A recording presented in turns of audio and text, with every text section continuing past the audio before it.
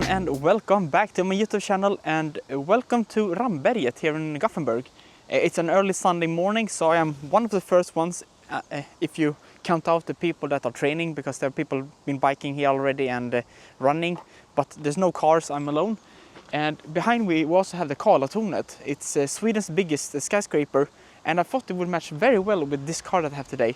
This is this last one I photographed. It's a BMW 5 Series, but this is a diesel 520 with like a black package, I think it is, because it's toned front headlights and everything is blacked out. It's super cool. It's so economical, like when you drive it here. It's pretty insane actually, but it's super beautiful, and I think it matches the vibe perfectly with the building, and you can see over the whole town, and then this beautiful car. So yeah, I hope you will join me, and let's do this. A photo I just took is this one here, where you have the car and then you have the building right behind it. It's a super simple composition, but I think it looks very cool, because then you have this is my foreground element, and then that's my background element, and I'm using like a pretty small aperture, so I can get both of them pretty much in focus. Still the focus is on the car, but I also want the building to be able to be seen. And as you can see, there is a couple plants here, and then they're over here as well. I use them a little bit as the frame, not that too much, but just so you photograph between them instead of like having the trees in front of the car and destroying the view. I think it's a very simple concept, I guess, but I think it looks very good. And I'm glad that I'm so early, because the sun is still behind a couple of clouds. I was here yesterday and I took this practice photo. I usually want to go to a place once before and see if there's a photo I can take here. And the sun was so bright. It looks cool on the picture, but that was the only picture I could take, because everything else was like blown out. So yeah, I'm gonna take a couple more photos here. I have a couple more details like on the rims and stuff like that I want to take a photo of before I go. And then I will go like 500 meters down on this road, and there is another cool location I think I can photograph with the building, but where you have like an S-curve in the road. So I'm gonna have more elements in the photo. I hope it's not too many though. So yeah, I'm gonna take a couple more photos, then we'll go there.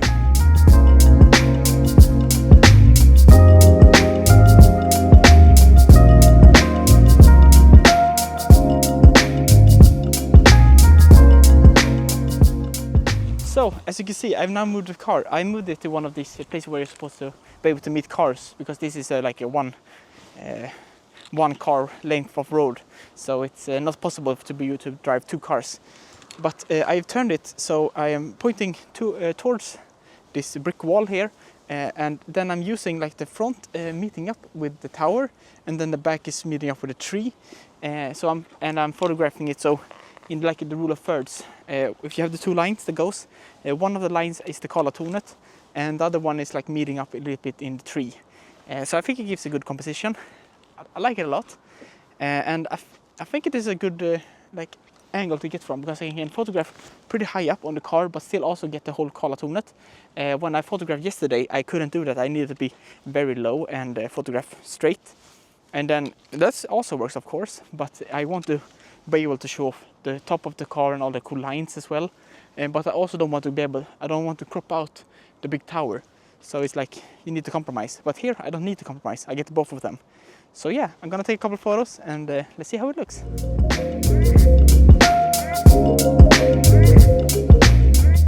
I just took the tripod just to be able to photograph a panorama, where let's see here. I'm photographing from here, and I'm using the tower as usually when I take panoramas, I have like a thing that meets up, so I know that both the pictures are going to line up. And for this case, I use the towers, and I use the middle of the line. It's like a zipper almost, this whole tower. I think that's also supposed to be what it is. But in the middle is like the zipper line, and I'm using that one. So I take one photograph like here, and then I take one photograph like here. But I put the focus on the car, and I lock the focus in manual focus.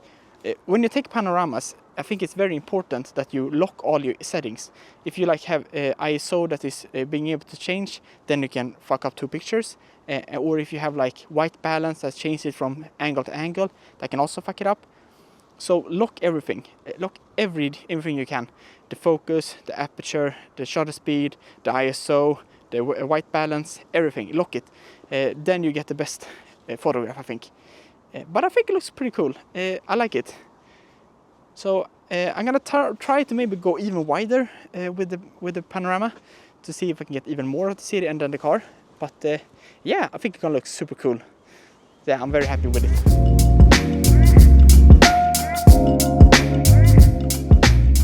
This BMW is spec'd pretty well actually. So it has the cool grille that I like with the cool lights.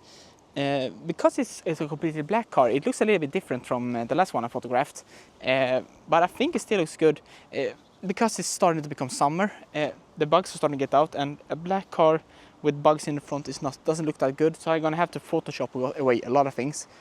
But I want to take the picture of the grille as well for this one, because when I give it to the people that own the car, I want to be able to give them a whole variety of photos. They can show off all the details. That's why I photographed like small logos, I photographed the headlights, the rims, like every small detail. Otherwise, when I started photographing, I usually took like a very big picture, and then I was pretty happy with it. But then, not pretty recently, like a year ago, I started to more focus on small details as well.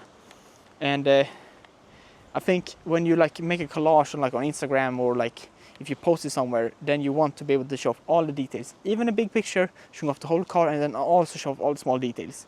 So yeah, I'm gonna try to see if I can take a cool picture of the front grille with the lights, and maybe there's some cool details in the headlights, and then, you know, photographing the logo like I usually do, because it's a very simple photograph, but it's a photograph I usually want to take.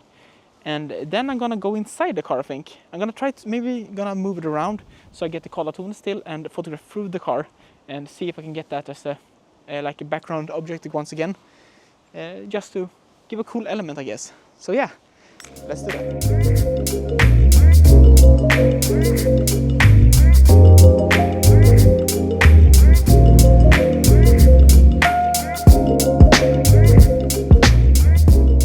So I just moved the car once again.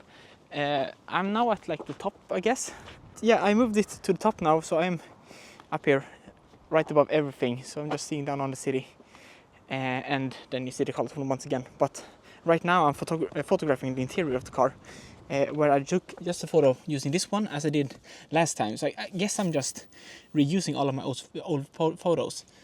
So I just took a photo here, and then photographing on the steering wheel and the big screen. It was on then, of course. But yeah, I think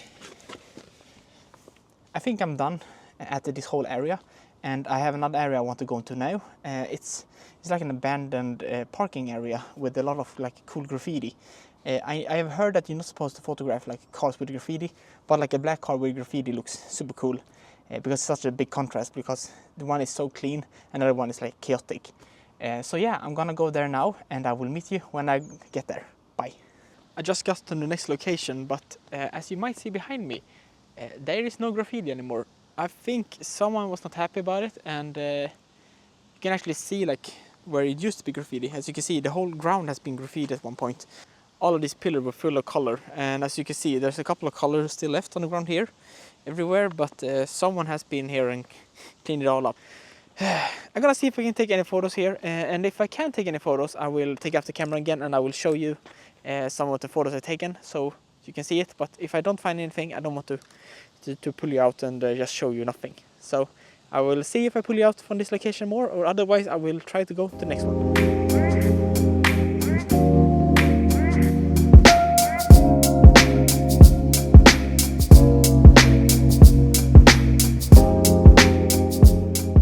So I'm now back.